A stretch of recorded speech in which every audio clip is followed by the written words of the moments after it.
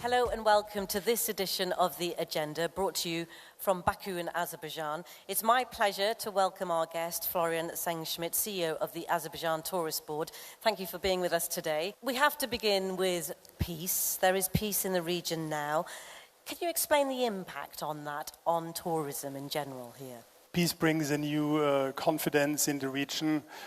Peace allows all beautiful countries to be promoted as a multi-country destination, a multi-country journey. And maybe this has been one of the obstacles in the past, that every country was a single standalone destination. But in future, this might bring a new destination, the South Caucasus, on the map. It is the South Caucasus what defines also the broader region, and especially when we look at long-haul travelers from Asia, from the Americas. Tell me about how that's going to work in terms of connectivity within the country.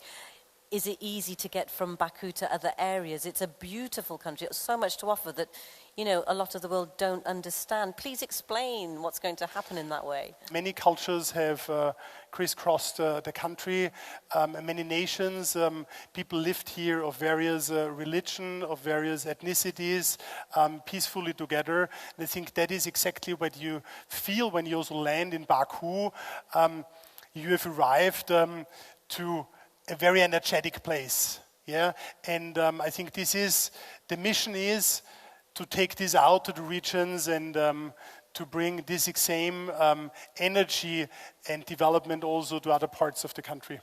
And that's exciting, isn't it, when you look at how this can open up, especially with the borders as well, that movement, because as you mentioned earlier, often that hub will allow people to really plan a different kind of trip and put the South Caucasus on the map. I know it already is on the map, but really on that map. Absolutely, the South Caucasus is a destination, and not only in the region it creates new partnership opportunities, but also for the expanded region across the Caspian with Central Asia. We're already implementing currently such a fruitful cooperation with Uzbekistan, for example.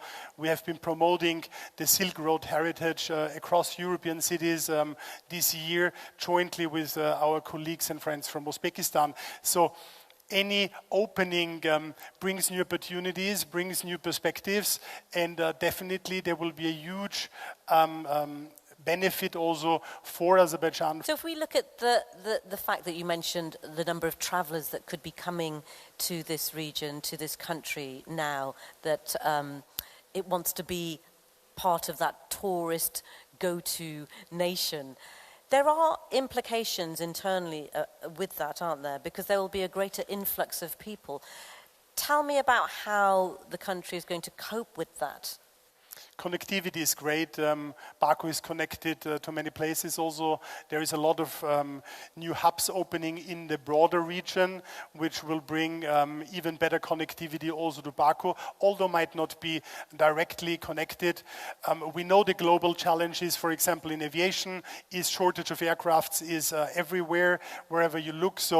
But with the years to come and also new aircrafts coming in for the national flag carrier, plus attracting new carriers, and again, not only to Baku, but also to the regions, will have a very positive impact. And reputation is so important, and I want to touch on trust and safety. There can be perceptions for those who don't know about the region, about those two things. What are your comments about that? Peace will build further trust, will build more confidence to investors, to global brands, to anyone who is coming to the region. But safety is something what is a very personal perception.